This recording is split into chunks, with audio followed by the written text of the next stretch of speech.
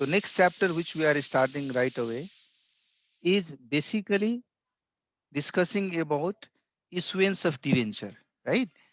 Earlier it was issuance of share, and also we covered up till forfeiture and reissuance of forfeited shares. In this chapter, the mainly discussion would be around if instead of share, debentures are issued to the general public or to a specified people or to a specified entity, how accounting entries against those debentures should be done. Debenture, as we discussed in the very beginning of the company's account chapter, जहाँ मिले debenture as good as bank loan जैसा होता है. Bank से हमने loan लिया तो loan लेते समय हम किस तरह से अकाउंटिंग करते हैं, और इसमें कोई अंतर नहीं होता. बट यही है, डिवेंचर एक जनरल पब्लिक में इशू करने का इंस्ट्रूमेंट है जहाँ पे बहुत सारे लोग एप्लीकेंट के रूप में होते हैं. तो इसका एक प्रोसेस फॉलो करते हैं, है ना. डिवेंचर के केस में भी वैसे तो लोन लेना है तो लोन हम एक साथ ही लेंगे ना, इंस्टॉलमेंट में तो नहीं लेंगे. इस वजह से डिवेंचर्स ज्यादातर इशू जब किया जाता है तो वन शॉट में पूरे अमाउंट, जितने भी डिवेंचर्स का वैल्यू है पूरे अमाउंट लिया जाता है. लेकिन हो सकता है आप उसको भी थियोरेटिकली इंस्टॉलमेंट में मंगवा सकते हैं. तो जितने भी अकाउंटिंग हम लोगों ने पढ़ा है ना, वो सारी अकाउंटिंग शेयर्स के लिए जितना पढ़ा है ना, वो as as good as debenture के लिए भी आप एप्लीकेबल कर सकते हैं. बस शेयर के वर्ड के जगह पे डिवेंचर वर्ड रखो, इतना ही डिफरेंस है अकाउंटिंग पॉइंट ऑफ व्यू से देखते हैं. बट चूंकि ये लोन नेचर का चीज है तो इसका सिचुएशंस, इसका रिटर्न, इसका कंपनी के साथ का रिलेशनशिप शेयर जैसा तो होगा नहीं. शेयर होल्डर के केस में तो उसने शेयर अगर होल्ड किया हुआ है तो अगेंस्ट दैट शेयर उसको कुछ ना कुछ डिविडेंड मिलेगा. बल्कि जबकि डिवेंचर के केस में अगर किसी ने डिवेंचर्स होल्ड किया हुआ है तो डिवेंचर के अगेंस्ट उसको उसको पूरा प्रॉफिट में हिस्सा नहीं मिलेगा. उसको सिर्फ उसने जब डिवेंचर सब्सक्राइब किया था तो कंपनी ने एक कूपन रेट उसको बताया होगा कि देखो भाई तुमको इस रेट में हम तुमको इंटरेस्ट दिया करेंगे. तो उस इंटरेस्ट के लिए वो एलिजिबल है. और इंटरेस्ट भी कब दिया जाएगा वो डिसाइड किया होगा, क्वार्टरली देंगे या हाफ ईयरली देंगे या ईयरली देंगे. जो भी इंस्टॉलमेंट सॉरी इंटरेस्ट का पेमेंट का फ्रीक्वेंसी सेट किया गया होगा उस फ्रीक्वेंसी में कंपनी की तरफ से इंटरेस्ट दिया जाएगा.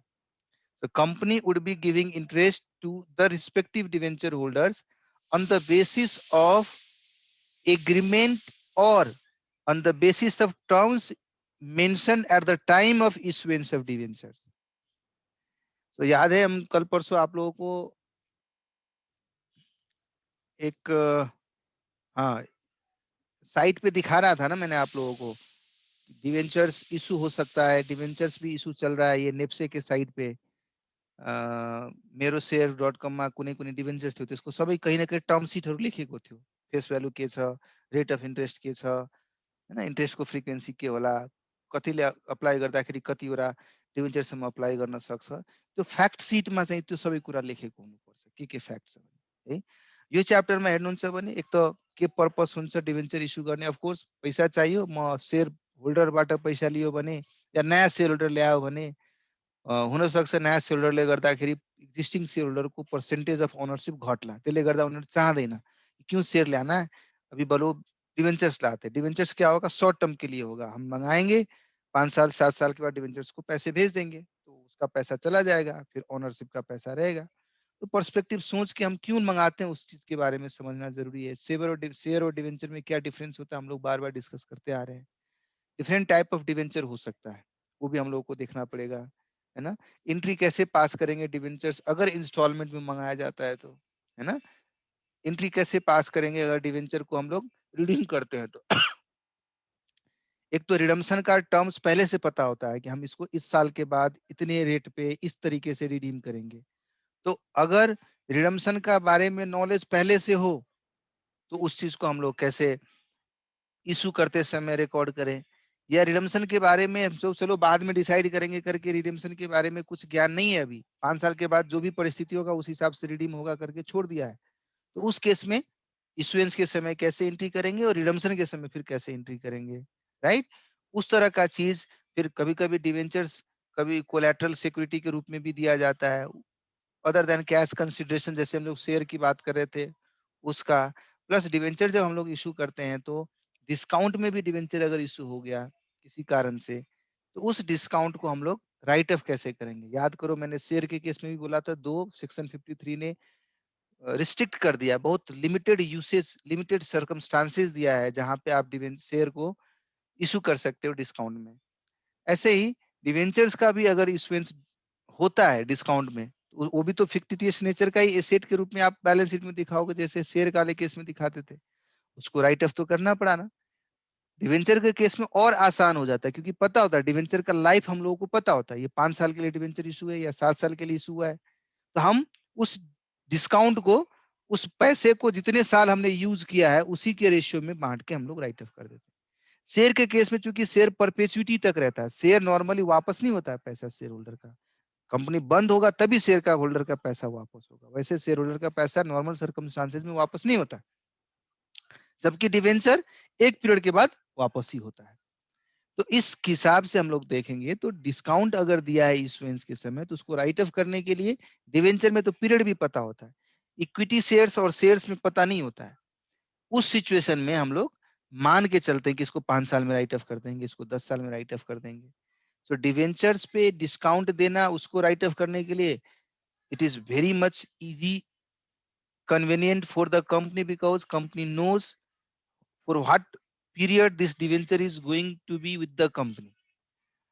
Whereas for equity shares, company knows the fact that this is perpetual sort of investment by the shareholder in the company. These amount are not going to be returned to the shareholder. Hence, while thinking about writing of discount and issuance of shares, company takes certain assumptions. 5 years it could be, 10 years it could be, like that company takes certain assumptions, right? यो कुराहरु plus interest दिनु पर्यो नि डिभेन्चरलाई, हामीले दिनु पर्यो कि परेन? डिभेन्चरलाई जब हामी ब्याजको रूपमा राखेका छौँ इन्ट्रेस्ट दिनु पर्यो, त इन्ट्रेस्ट दिँदाखेरि कसरी एकाउन्टिङ गर्ने, इन्ट्रेस्टको बेलामा टीडीएस काट्ने कि नकाट्ने, त्यस्ता कुराहरु चाहिँ हामीले यसमा अलि डिस्कसन गर्छौं, त्यसको एकाउन्टिङ एन्ट्री बुझ्ने गर्छौं। बेसिक्स बुझ्नु छ, हेर्नुस् है।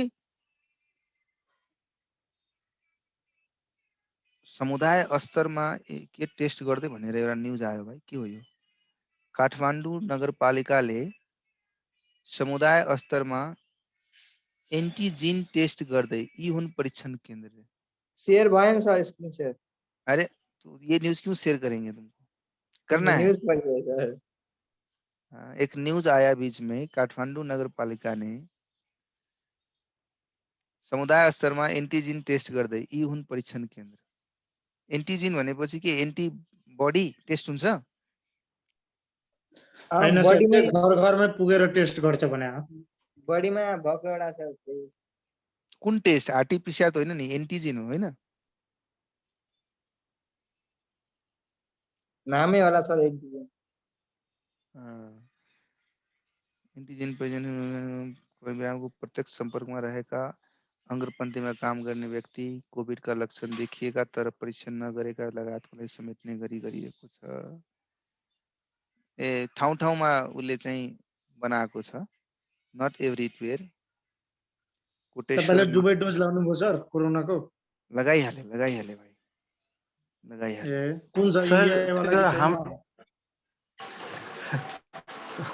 हम भी तो फ्रंट वर्कर है ना, तुम लोगों के सामने देखो इतने दिनों से हैं तुम लोग 40-50 लोग के सामने आ जाते थे क्लास में, हमारे लिए भी तो फ्रंट वर्कर का ही हिसाब से व्यवहार होना चाहिए था, क्यों? इसलिए लगा लिया सर। तो चाइना वाला हो कि? हाँ, और कुनै छदै छैन सर हाम्रो इन्डिया वाला थियो। हाम्रो एग्जाम त फिक्स भइसक्यो सर, तर एग्जाम हुन्छ कसरी त्यही छ। तुम छोड़ दो ना, जसरी हुन्छ त्यसरी हुन्छ, छोड़ दो ना। 24 तक है, तुम पहले तैयारी तो कर लो ना। अब एग्जाम नहीं होगा 20-22 दिन बाकी है, 25 दिन, और उसमें सर इंडिया का हालत तो जो है सो है, पर नेपाल में अगर नहीं होने दिया तो हम क्या करेंगे? ज्यादा से ज्यादा गलत से गलत होगा तो क्या होगा? गलत से गलत होगा तो क्या होगा बताओ? नेक्स्ट अटेम्प्ट में जाके नवंबर अटेम्प्ट होगा। वो एक एक्सट्रीम सिचुएशन हुआ। अभी 20-25 दिन है, 20-25 दिन तक ऐसे ही लॉकडाउन रहेगा। इसका भी हम लोग थोड़ा सा ऑप्टिमिस्टिक होते हैं, थोड़ा सा स्थिति ठीक हो गया तो लॉकडाउन शायद थोड़ा खुल जाए, या ऐसे एक्सट्रीम केस में जैसे एग्जामिनेशन है, अब उसका कोई आई कार्ड दिखाए या एडमिट कार्ड दिखाने के बाद उसको आने दिया जाए।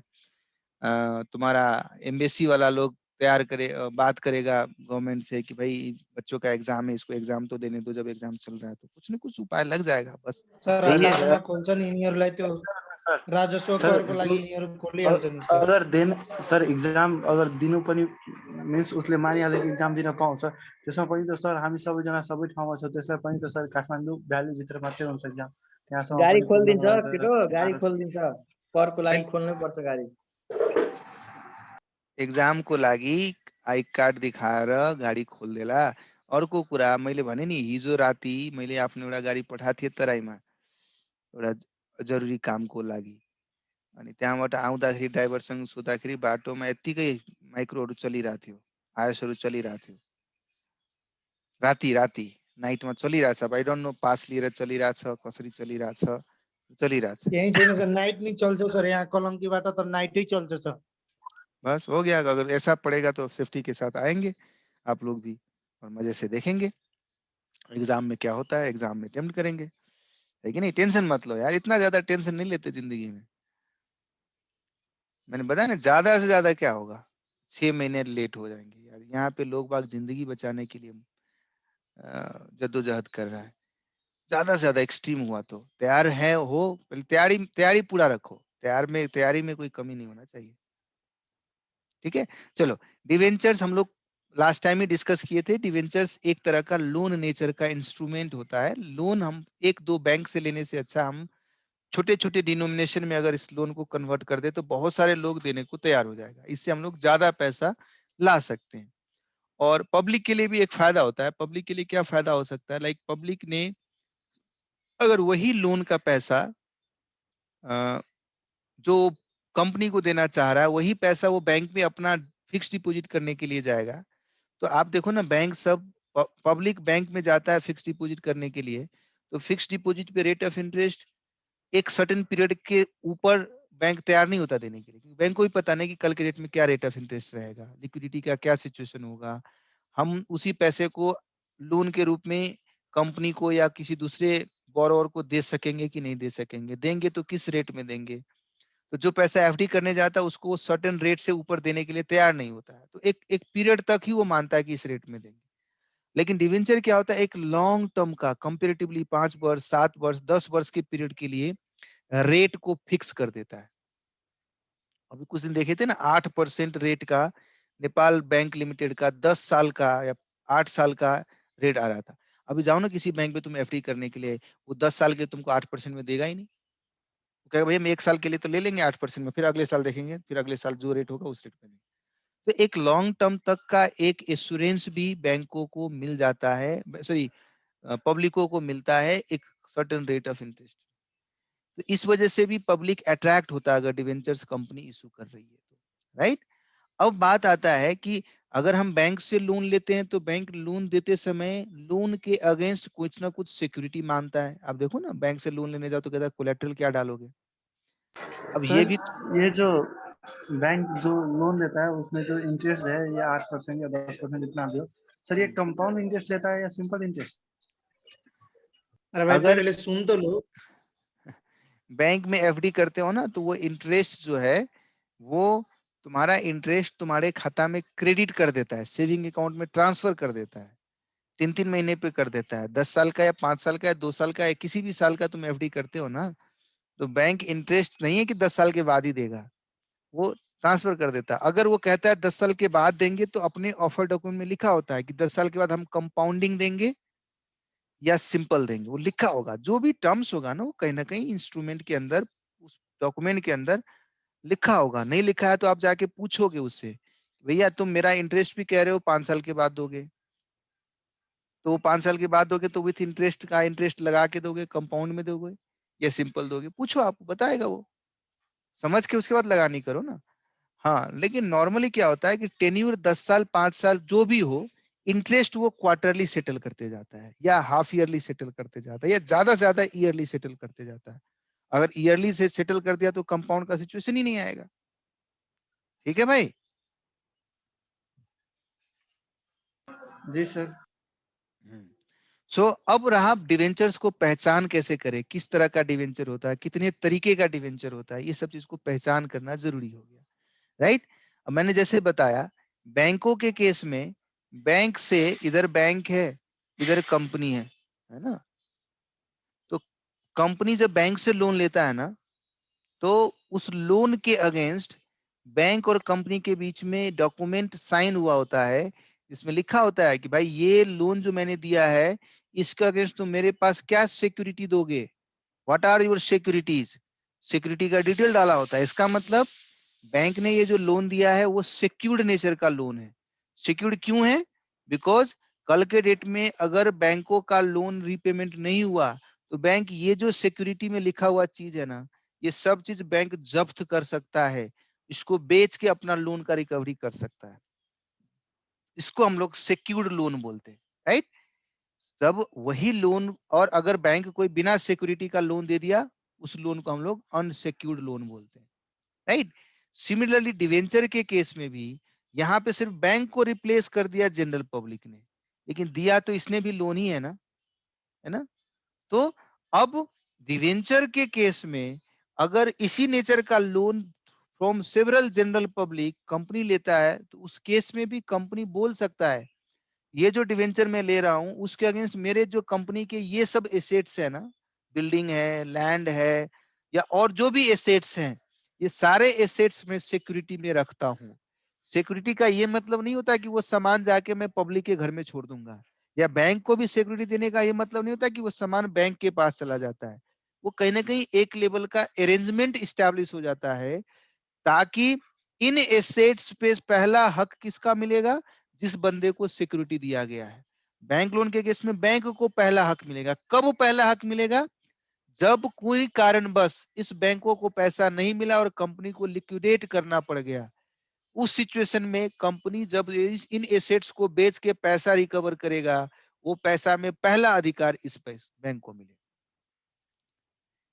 सेम चीज जनरल पब्लिक के साथ भी किया जा सकता है अगर डिवेंचर है तो हम डिवेंचर्स को पहले समझते हैं कितने तरीके का डिवेंचर्स होता है, तो समझना जरूरी है।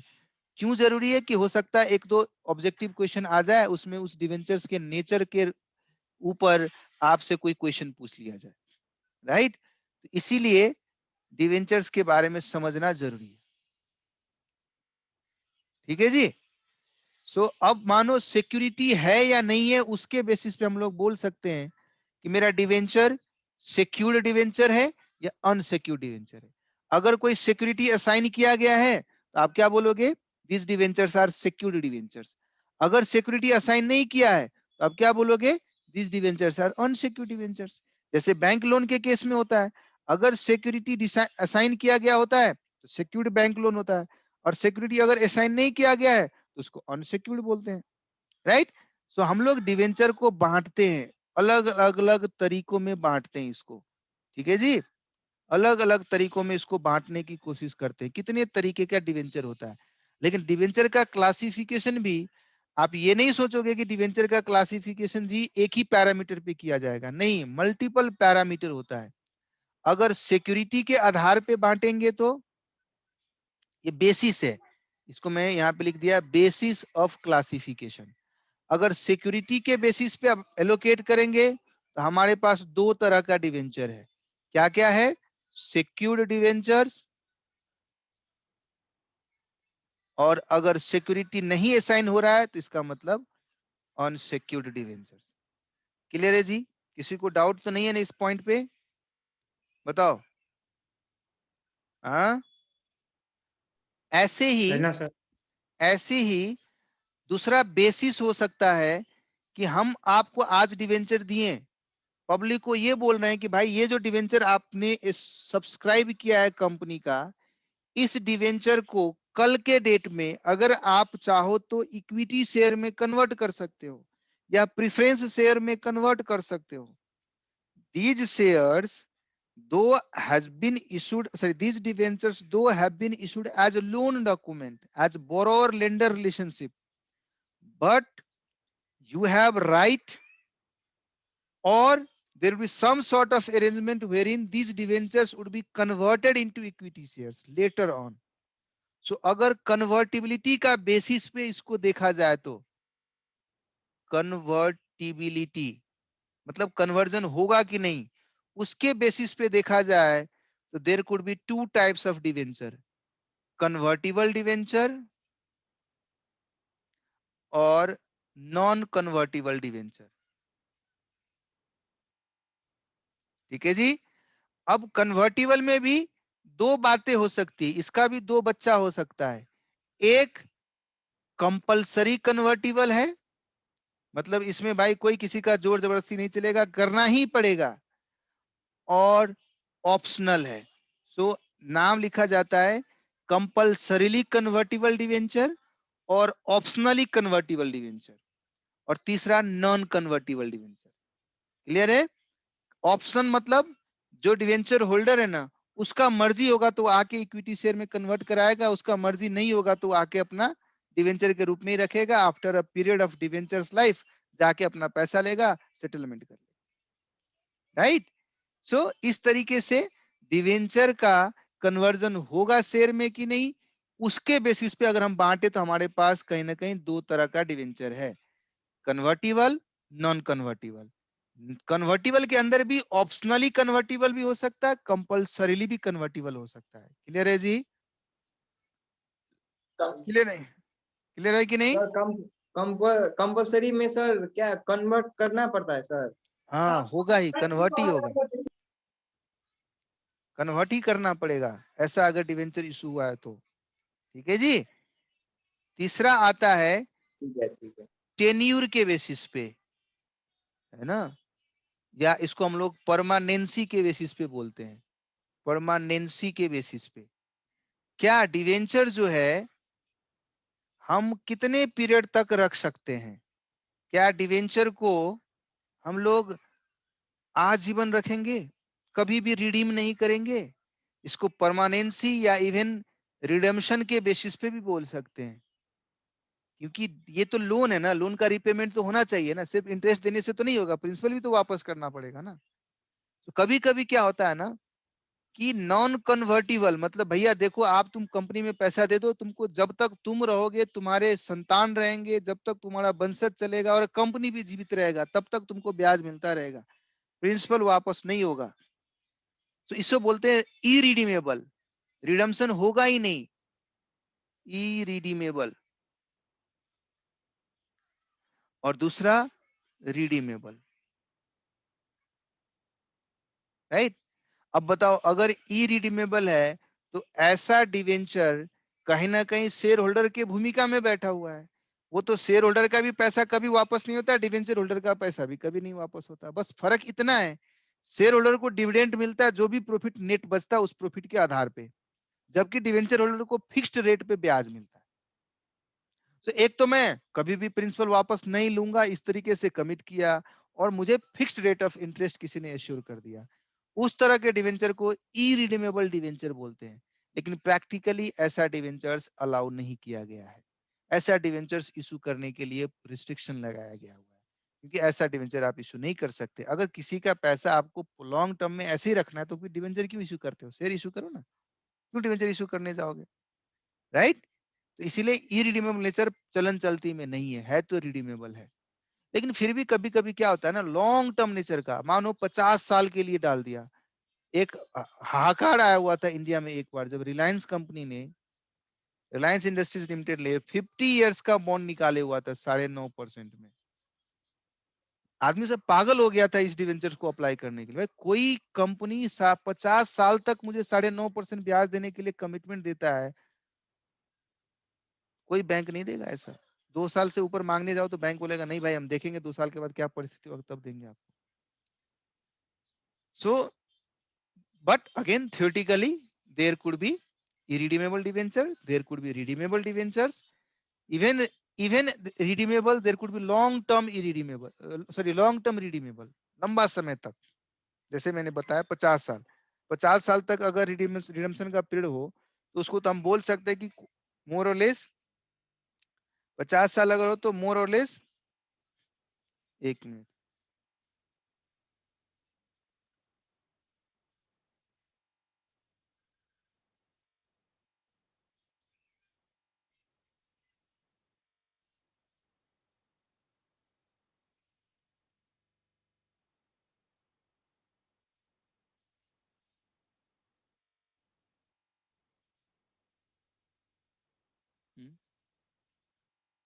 क्या हुआ? एक मिनट।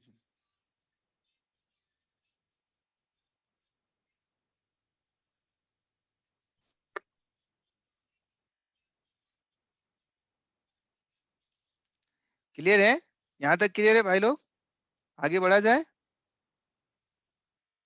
है ना? ल त्यस्तै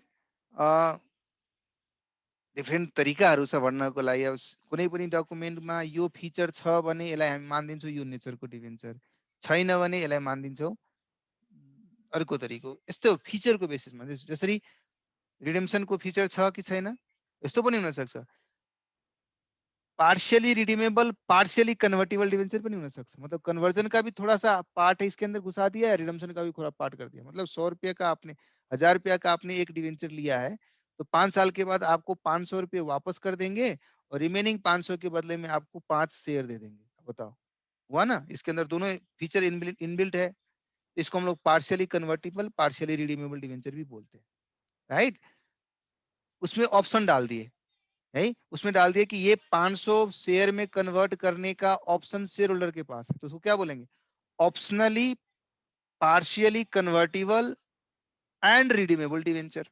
इसका मतलब ऑप्शन से पार्शियली कन्वर्ट कराने का भी अधिकार है और रिडीमेबल भी है। तो इस तरीके से देखा जाता है क्या क्या फीचर इसके अंदर इन्वॉल्व है, राइट? ला अब दूसरा आता है डिवेंचर जब इशू होता है तो जिस व्यक्ति ने होल्ड किया है उसी व्यक्ति के नाम पे फिक्स किया गया हो, जिससे क्या होता है कि ये डिवेंचर जिसके नाम पे रजिस्टर्ड है इंटरेस्ट उसी को मिलेगा, रिडम्पशन वही व्यक्ति करेगा। लेकिन इसको बियरर भी बनाया जा सकता है ताकि फ्रीली नेगोशिएट हो, फ्रीली ट्रांसफर किया जा सकता है किसी और को। उस केस में जो व्यक्ति के पास वो इंस्ट्रूमेंट रहेगा, इंटरेस्ट पेमेंट डेट पे वो व्यक्ति जाके कंपनी को बोलेगा देखो भाई ये मेरे पास है आज, मुझे इंटरेस्ट दो। इंटरेस्ट ले लिया उसने, फिर ये किसी और को बेच दिया, किसी और को ट्रांसफर कर दिया। अब जिस व्यक्ति को ट्रांसफर कर दिया वो व्यक्ति फिर अगले इंटरेस्ट डेट पे जाके कंपनी को इन्फॉर्म करेगा ये मेरे पास है, मैं होल्डर हूं, मुझे इंटरेस्ट दो। अब लोग ऐसा क्यों करता है बियरर? ताकि आदमी को डिवेंचर अपने नाम पे है तो वो कल के डेट में लिक्विडिटी का क्राइसिस हो गया तो वो डिवेंचर किसी और को ट्रांसफर करने के लिए बहुत ज्यादा झंझट करना पड़ेगा। एक तो डिवेंचर उसी के नाम पे रजिस्टर हुआ है, अब दूसरे के नाम पे रजिस्ट्रेशन कराने के लिए फिर से पेपर वर्क डॉक्यूमेंटेशन का लफड़ा हो जाएगा। अब तो डीमैट में डाल दिया, इससे फायदा क्या होता है कि डीमैट के थ्रू सब काम हो जाता है तो कोई किसी को बेच सकता है डिवेंचर भी। बट जब पेपर वर्क होता था, डीमैट नहीं था, मेटेरियलाइज इन्वायरमेंट था, उस समय में मेरे नाम पे रजिस्टर्ड डिवेंचर में किसी और को देना चाहूँ तो मुझे सारा पेपर वर्क करना पड़ता था। तो एक नेगोशिएबिलिटी बोलते हैं, ट्रांसफरेबिलिटी के आधार पे अगर देखेंगे तो नेगोशिएबिलिटी के आधार पे देखेंगे तो दो तरह का डिवेंचर हम लोग इसको बोलते हैं। एक तो रजिस्टर्ड डिवेंचर, रजिस्टर्ड मतलब उसी के नाम पे रजिस्टर्ड हुआ है। दूसरा बियरर डिवेंचर, मतलब जरूरी नहीं किसी के नाम पे रजिस्टर करना, हम नंबर तोक देंगे, डिवेंचर का नंबर असाइन कर देंगे और उस नंबर के आधार पे, उस नंबर के आधार पे, उस नंबर के आधार पे आप सीधा जा सकते हो। आपके पास है तो बोलो ये नंबर का डिवेंचर मेरे पास है, मुझे इंटरेस्ट दो, राइट? ठीक है, ठीक है जी। सर एक बार फिर से सर नेगोशिएबिलिटी का। नेगोशिएबिलिटी का मतलब होता है ट्रांसफर। ए ने डिवेंचर सब्सक्राइब किया, अब ए उस डिवेंचर को बी को ट्रांसफर करना चाहता है। अगर वो डिवेंचर रजिस्टर्ड नेचर का डिवेंचर, इसका मतलब डिवेंचर में ए का नाम लिखा होता है, नाम, जैसे डिवेंचर सर्टिफिकेट होता है ना, हाँ उसमें सर। ए का नाम लिखा होता है, रजिस्टर किया गया ए का नाम। अब ए बी को देगा तो कागज तो बी के पास चला गया लेकिन उसमें नाम किसका लिखा रहेगा? ए का ही लिखा रहेगा। एक है। तो अगर फिर तो उस केस में तो ए, अगर ये बी के पास कागज का डिवेंचर सर्टिफिकेट होते हुए भी, डिवेंचर सर्टिफिकेट होते हुए भी बी तो इंटरेस्ट नहीं मिलेगा क्योंकि कंपनी के रिकॉर्ड में किसका नाम लिखा हुआ है? ए का नाम लिखा हुआ है, तो इंटरेस्ट तो कंपनी ए को दे देगी। रजिस्टर्ड डिवेंचर के केस में अगर ए डिवेंचर बी को बेचता भी है तो वो बी क्या जाएगा फिर कंपनी में उस सेल परचेज एग्रीमेंट के तहत अपने नाम पे नया डिवेंचर सर्टिफिकेट इशू करवाएगा, पुराना डिवेंचर सर्टिफिकेट सरेंडर कर देगा। उस तरह के डिवेंचर्स को रजिस्टर्ड नेचर के डिवेंचर्स बोलते हैं, जो कि उसके नाम पे रजिस्टर्ड होता है।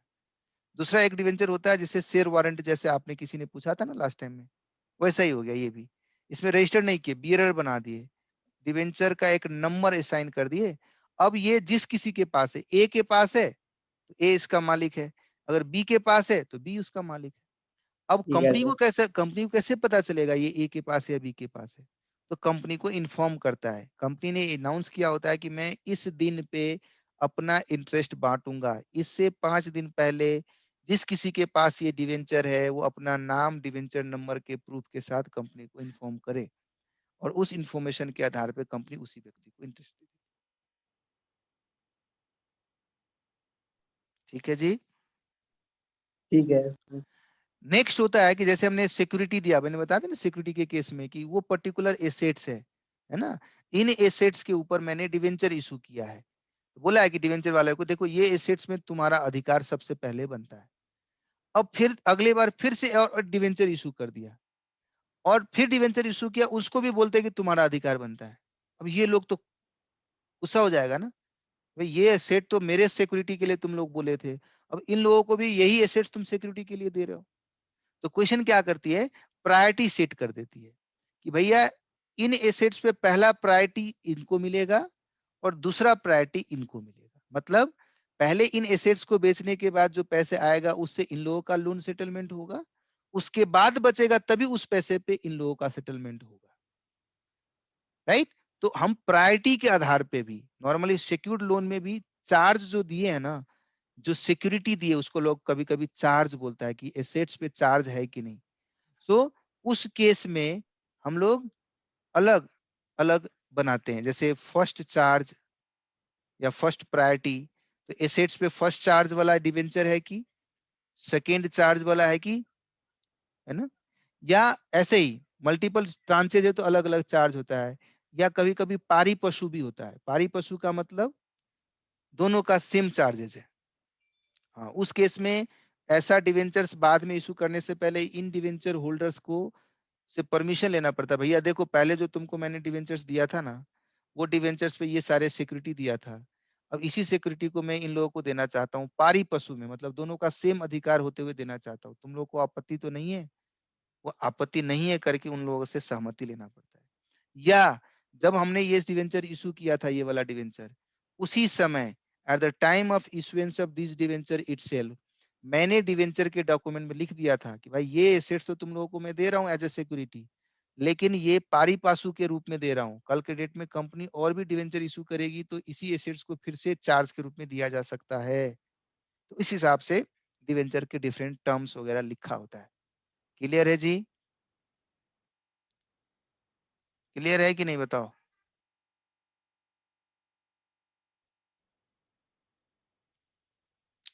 क्लियर है? ये बस थियोरेटिकली आप लोगों को समझना है कि डिवेंचर्स इतने तरीके के होते हैं, इस तरीके के डिवेंचर्स होते हैं, इसमें ये फीचर्स होता है, ये बस समझने के लिए जरूरी है आप लोगों को। एक बार समझ लिए, थ्योरेटिकल क्वेश्चन या ऑब्जेक्टिव टाइप क्वेश्चंस आए तो आप लिख सकते हो। मैंने अपने लेवल पे सब कुछ बताया, फिर भी एक दो पेजेस में आप देखोगे तो डिस्क्रिप्शन में पूरा लिखा हुआ है। एक बार रीडिंग देना, रीडिंग देने के बाद भी कुछ कंफ्यूजन है तो हम लोग कल बात कर लेंगे। अब नॉर्मली एंट्री कैसे करते हैं, याद करो, हम लोग शेयर इशू करते हैं। अरे ये लाल कलर कैसे हो गया?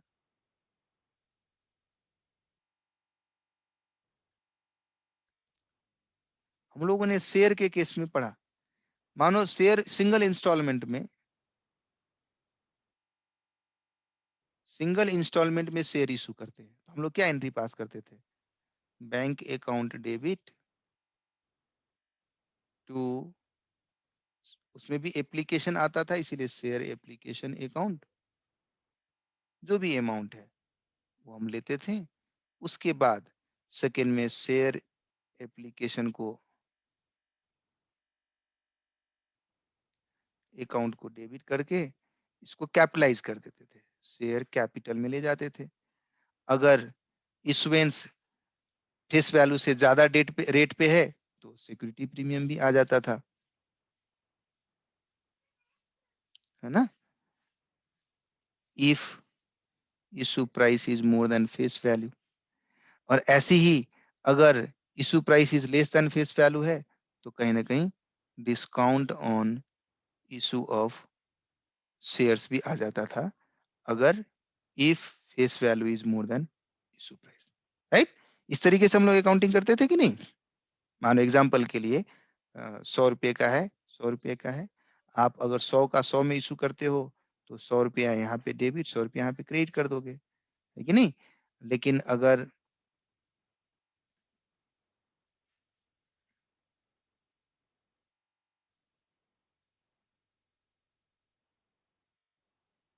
मानो पहला सिचुएशन ऐसा है जिसमें 100 रुपये का शेयर है और 100 रुपये में इशू हुआ है, तो 100 रुपये ऐसे डेबिट कर दोगे।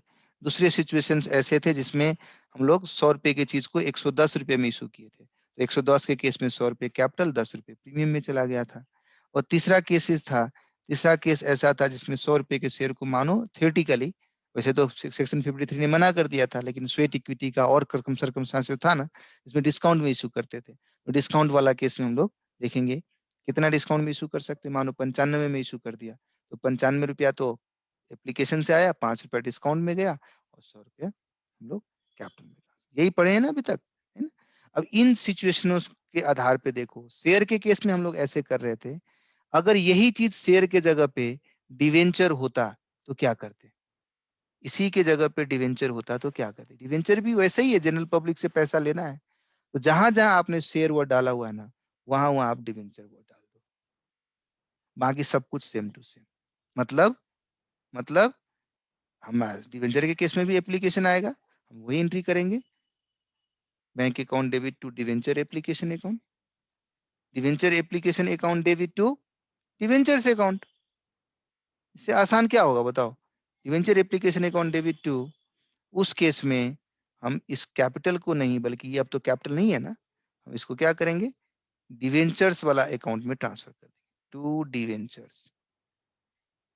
ये डिवेंचर्स अकाउंट ऐसे ही नहीं रहता है, इसके आगे कूपन रेट लगा होता है, कितना परसेंट ब्याज मिलने वाला ये डिवेंचर है, इसीलिए 10%, 15%, 5%, 2%, क्या डिवेंचर है वो डिवेंचर का ऐसे लिखते हैं, debenture account debit, debenture application account debit to percentage debenture account, ये एंट्री हम लोग पास कर देते हैं, राइट? लेकिन वही बात आती है, सर 100 रुपए का डिवेंचर था, आपने 100 में इशू किया तो debenture application debit to debenture हो गया, क्योंकि bank account to debenture application था ही। लेकिन 100 के चीज को अगर 110 में इशू किया था, तो उस केस में तो 110 आपका एप्लीकेशन अकाउंट में है, डिवेंचर एप्लीकेशन अकाउंट में है, तो उस केस में डिवेंचर्स को 100 रुपए ट्रांसफर करोगे और 10 रुपए जो एक्स्ट्रा मिला है उसको प्रीमियम अकाउंट में ले जाओ, वही सेम सिक्योरिटी प्रीमियम अकाउंट में ले जाओ। डिस्काउंट में इशू किया है, सेम चीज होगा यहाँ पे, discount on issue of debenture. Sir percentage debenture क्यों लेके सर हमने? परसेंटेज ये नॉर्मल डिवेंचर का, जैसे बैंक से लोन लेते हो तो बैंक के लोन में होता है ना कितना परसेंट ब्याज लगेगा, ऐसे डिवेंचर में लिखा होता है इतना 10% डिवेंचर, नाम ही उसका 10% डिवेंचर्स होता है। ये 10% किस चीज को इंडिकेट कर रहा होता है? रेट ऑफ इंटरेस्ट को, कि कल के डेट में कंपनी जब इंटरेस्ट देगी डिवेंचर होल्डर को तो किस रेट पे देगी, इस रेट पे देगी। इसको कूपन रेट भी बोलते हैं। क्या रेट फिक्स किया गया है डिवेंचर के नाम के साथ, दैट इज परसेंटेज।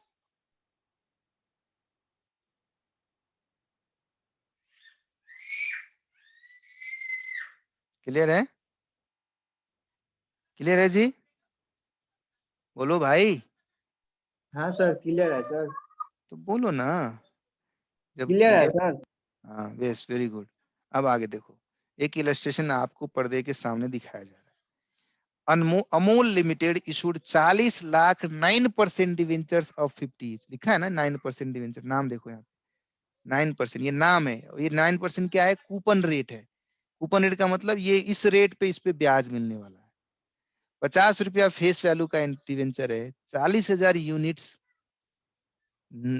उसने एप्लीकेशन पेएबल ऑन एप्लीकेशन, पूरा अमाउंट एप्लीकेशन में ही देना है as per the term mention in the prospectus and redeemable at par at any time after 3 years from the date of issuance. लिखा है ना कि कल के डेट में ये 50 रुपए का आप डिवेंचर सब्सक्राइब करो और आपको फ्यूचर में 3 साल के बाद वो पूरा 50 रुपया 50 का 50 वापस हो जाएगा। लिखा है ना?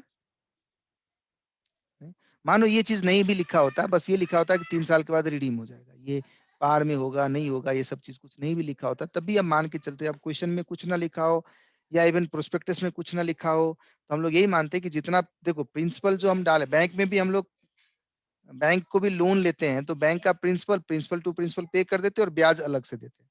ऐसा तो नहीं बोलते हैं ना कि भाई तुमको हम ब्याज भी देंगे और प्रिंसिपल जब वापस करेंगे तो उसमें भी बढ़ा के तुमको वापस कर देंगे, ऐसा थोड़ी ना होता है। बताओ, होता है ऐसा? नहीं होता है। सिमिलरली डिवेंचर के केस में भी किसी ने अगर 50 रुपए का एक डिवेंचर मेरे से खरीदा है तो मैं उसको हर साल 9% उसको ब्याज दूंगा।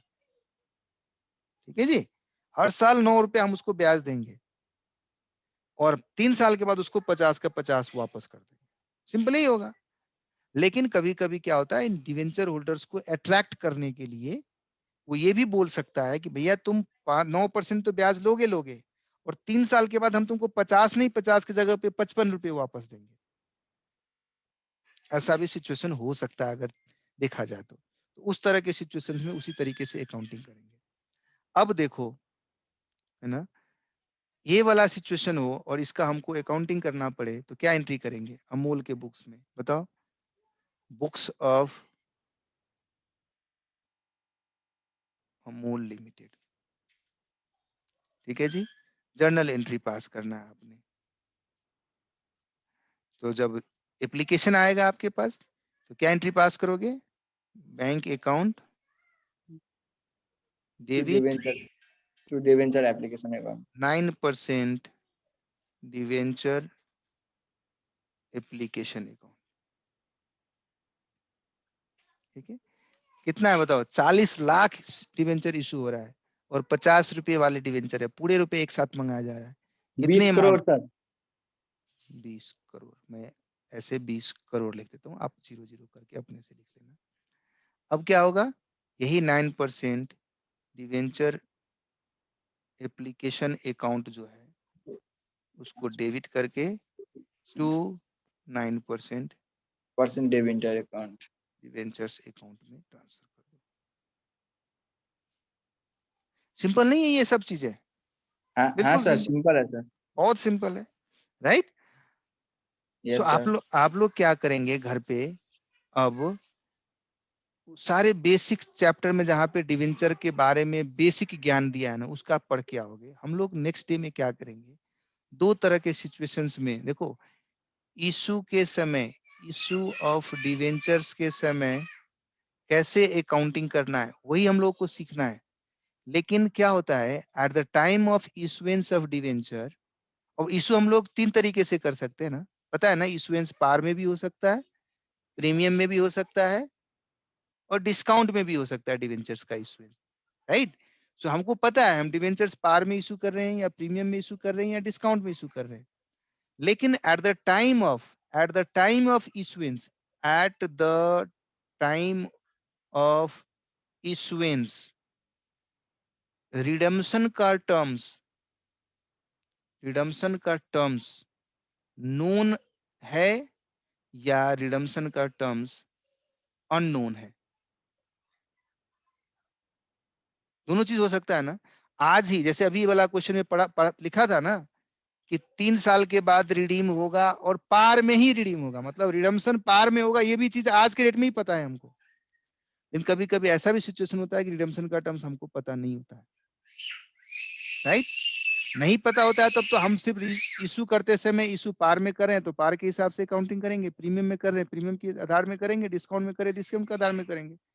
लेकिन अगर रिडम्पशन का टर्म्स पता हो और रिडम्पशन का टर्म्स पता हो कि रिडम्पशन कल के डेट में पार में होने वाला है या रिडम्पशन कल के डेट में प्रीमियम में होने वाला है या रिडम्पशन कल के डेट में डिस्काउंट में होने वाला है, तो उस सिचुएशन में हम लोगों को इशू का एंट्री पास करते समय ही, क्या इशू करते समय ही कुछ ऐसा चीज किया जाए जिससे कल के डेट में होने वाला फ्यूचर में हमारा कुछ एडिशनल कैश फ्लो अगर होने वाला है तो उसके लिए आज ही मैं कंजर्वेटिव होके अकाउंटिंग करूं। वो चीज हम लोग सीखने जाएंगे कल जब हम लोग दोबारा क्लास अटेंड करेंगे। तो उस सिचुएशन में हम लोग क्या देखेंगे, issued at and redeemable at. Redeemable मतलब हमको आज ही पता है, at the time of issuance we know that it is going to be redeemed at, क्या हो सकता है, issued at par, issued at premium, issued at discount। और इधर भी रिडीम्शन एट पार मतलब रिडम्शन एट प्रीमियम हो सकता है, रिडम्शन एट डिस्काउंट हो सकता है। तो उस केस में टोटल 9 कॉम्बिनेशन बनेंगे कि नहीं बनेंगे बताओ? There would be 9 such combinations और नॉट? बोल मेरे भाई। सर समझे नहीं सर, फिर से बताइए sir. issued at par, redeemable after 3 years at premium, ऐसा सिचुएशन हो सकता है? उस केस हाँ में सर। पार में इशू कर रहे हैं, लेकिन इशू के समय हमको पता है कि इसको 3 साल के बाद रिडीम कर दूंगा, लेकिन प्रीमियम में रिडीम करूंगा आपको। हो सकता है। issued at par, redeemable after 3 years at par। आज आप पार में हमारा डिवेंचर सब्सक्राइब करो, 3 साल के बाद आपको पार में ही वापस कर देंगे। बताओ ये वाला सिचुएशन में और ये वाला सिचुएशन, दोनों सिचुएशन में सेम अकाउंटिंग होगा तो आपको अच्छा लगेगा? नहीं सर, नहीं सर। तो नहीं होगा सर। यही चीज बताने की कोशिश कर रहा हूँ। इसका मतलब टोटल कितने ऐसे सिचुएशंस बन सकते हैं? देखो ना, आप परमुटेशन कॉम्बिनेशन तो जानते हो ना, कितने कॉम्बिनेशन बन जा रहे हैं? 3/3, 9 सच कॉम्बिनेशंस बन सकता है। तो नहीं हम बनेगा। लोग कल वो 9 कॉम्बिनेशन होगा तो कैसे अकाउंटिंग करेंगे, उस तरह की सिचुएशंस हम लोग डिस्कस करेंगे। एंट्री इशू का ही हो रहा है, लेकिन इशू के समय ही मुझे पता है कि मैं कल के डेट में रिडीम करूंगा और प्रीमियम में करूंगा, कल के डेट में पार में करूंगा या कल के डेट में डिस्काउंट में करूंगा। आज ही पता है इशू में प्रीमियम में कर रहा हूं, लेकिन कल के डेट में इसको फिर पार में रिडीम करूंगा, कल के डेट में प्रीमियम में रिडीम करूंगा। ये सब सिचुएशन इशुएंस के समय अगर पता होगा तो हम लोग, क्योंकि फर्क फर्क सिचुएशन है ना, तो क्या अकाउंटिंग एंट्री सेम होना चाहिए या अलग अलग होना चाहिए? इस विषय में हम लोग कल के डेट में चर्चा करेंगे, जो आपके चैप्टर का मेजर पोर्शन को कवर करेगा। वो अलग अलग पॉइंट दिया होगा, issue at par, redeemable at premium, लो एक कहानी उसमें सुना दिया। हम सबको एक साथ रख के 9 के 9 सिचुएशंस को एड्रेस करेंगे कल। आप लोग बाकी क्वेश्चंस, बाकी पैराग्राफ्स पढ़ के कल आइएगा, ठीक है जी? सर हाँ जी सर। सर त्यो भिडियो हिजोको राखिदिनु भएछ तपाईँले? हो राखिदिएको छु। के युट्युबमा हो सर कि टेलिग्राममा हो? मैले कहाँ टेलिग्राममा राख्ने गरेको छु र, म त जहिले पनि युट्युबमै राखेको थिएँ। सर एउटा क्वेशन थियो सर, एक्स्ट्रा सर। हाँ जी बोलिए। सर सर कहाँ राखिदिनु भएछ सर भिडियो सर? मैथ को क्वेशन हो सर। कहाँ हेलो राखिदिएको छु रे? त्यही युट्युबको च्यानल तपाईँलाई थाहा छ? युट्युब च्यानल थाहा छैन तपाईँलाई? ए थाहा छ सर, मलाई त मजाले थाहा छ नि। सब्स्क्राइब गरेको छु, लाइक गरेको छु, सबै गरेको छु। बहुत कम लोग हैं तुम लोग सब्सक्राइब लाइक करने वाले हैं, बदमाश लोग हो तुम लोग। लाइक भी पूरे मन से नहीं करता है, हैं? कंजूस सर लोग हो बरु तुम। भिडियो च्यानलमा तपाईँ पढाउनु न सर, कस्तो मजाले पढाउनु। हाँ? भिडियो सर च्यानलमा त्यो पढाउनु न सर, रेकर्डिङ गरेर अनि हाल्नु सबैको। हम त्यही सोचिरहेको छु, क्याप 2 को सरी इन्टरमा तपाईँहरू पहिला जानुहोस्, त्यसपछि इन्टरको क्लास लिउँला अनि अनलाइन क्लास यसरी लिउँला है, हुन्छ? सर सुन्नु न हो सर। सर, तर फाउन्डेसन पनि गर्दा राम्रो हुन्थ्यो सर, धेरै स्टुडेन्ट फाउन्डेसनकै हुन्छ नि त। ए, खोइ त हामी त यो च्यानलमा भए पनि हामीले,